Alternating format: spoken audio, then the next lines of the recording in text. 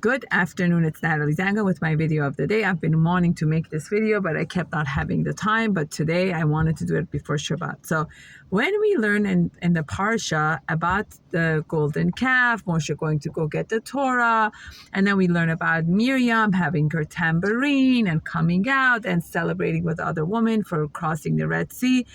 There is a constant theme that we really need to take into consideration and understand that when you are dealing with a nation, a group of people that have gone through what they have gone through, it's nothing less than generational trauma.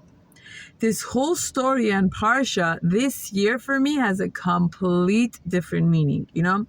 Every year the Jews were in Mitzrayim. Moshe came to save them. Moshe told them to come out. The Makot, and then they ran out. This year I have a whole different perspective of it, of looking at it from a different angle. It's not that they doubted Moshe or doubted Hashem or doubted what's going to happen and took for granted what Hashem did with the Makot.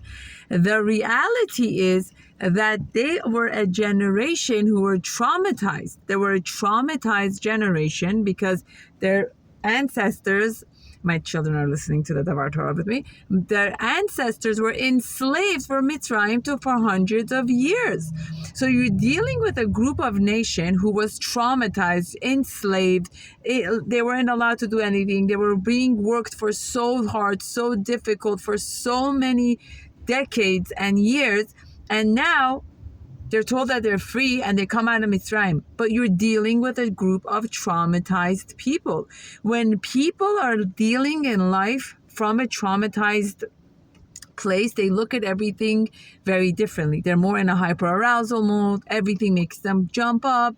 They doubt. They have fears. And the minute Moshe was late, it's just like a child who deals with separation anxiety.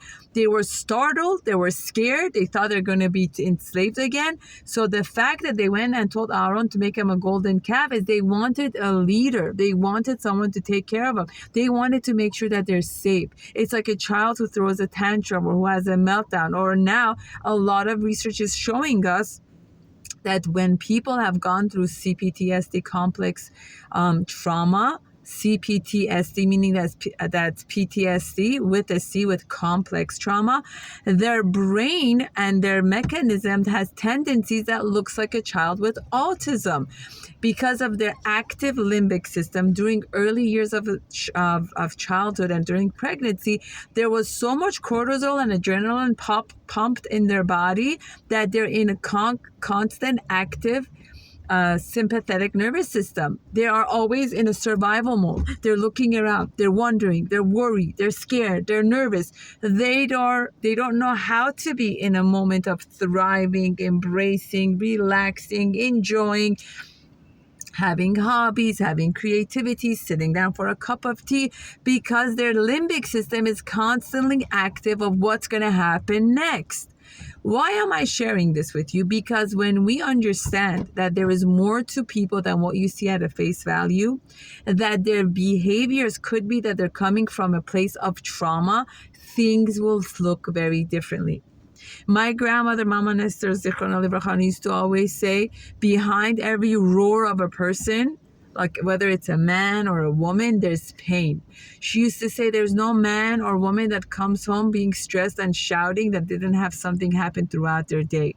What you see, the behavior you see right now, has its root somewhere else. It's not about the dishes. It's not about the laundry. It's not about the messy room. It's not about you being late to pick up the kids. There is something else that has happened that gets them to act out the way they do. So when Bnei Israel made the golden calf, it's not that they doubted God, doubted Moshe, doubted Aaron. You are dealing with a nation that was traumatized. A traumatized individual reacts very differently to even day-to-day life. You see people around you that when you tell them, slow down, take it easy, stop worrying, get over it, and they look at you because they have a system, a limbic system that's been activated for generational trauma. And now you're telling them to get over it. there's no way they're going to be able to just get over it. It's like you show up in an accident scene and you see the person is bleeding and you tell them, get over it, get up and go. That's the same thing with emotional component. So people who have had complex trauma have a much harder time with normal emotional intelligence and connection, with eye contact, compliment, empathy, active listening, compassion, consideration, because all of that has to do with the frontal lobe of the brain, the executive functioning. So you need to help and understand for yourself and your loved one and everyone around you that when people act the way they do and they're more quick to be critical of you, defensive, reactive, many times it has nothing to do with you. It's just what they saw that they're giving back.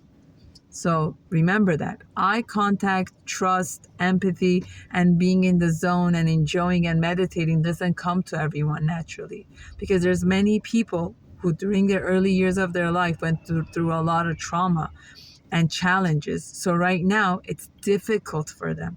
And that's what we learn about this week's Parsha. Hashem gave us the Ananei Kavod for 40 years to heal and give us a better sense of ourselves before we enter Eretz Israel. He didn't want to send a traumatized nation to Bnei Israel. He wanted to send a nation that was well taken care of, full of love and kindness and care, and then have them come into Eretz Israel. So when you see someone having a tantrum, having a meltdown, acting like a bully, instead of getting defensive and talking back to them, think of an Ananei Kavod.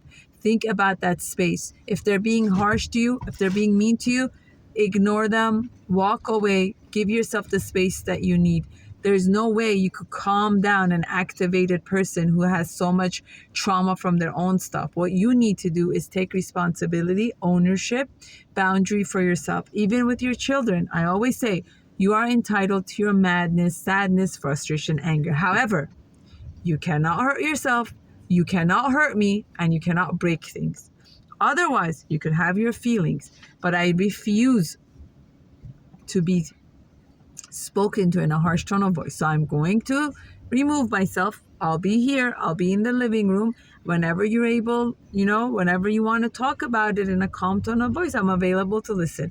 I'm right here. I'm right next to you, But when a child is going at it and like calling you words and being rough and tough, you are allowed to say, no one deserves to be spoken to like that. I respect your madness. I respect your anger, but no one deserves to be talked to like that. So we're going to give you some time. I'll be right here. If you want to talk it over with me, I'm here. But whenever you're able to use your words kindly, you're allowed to your madness, but you cannot hurt me with your words. You cannot hurt yourself, and you cannot break things. Hope you find this helpful. Shabbat Shalom. May it be a week full of bracha and hatzlacha for everyone.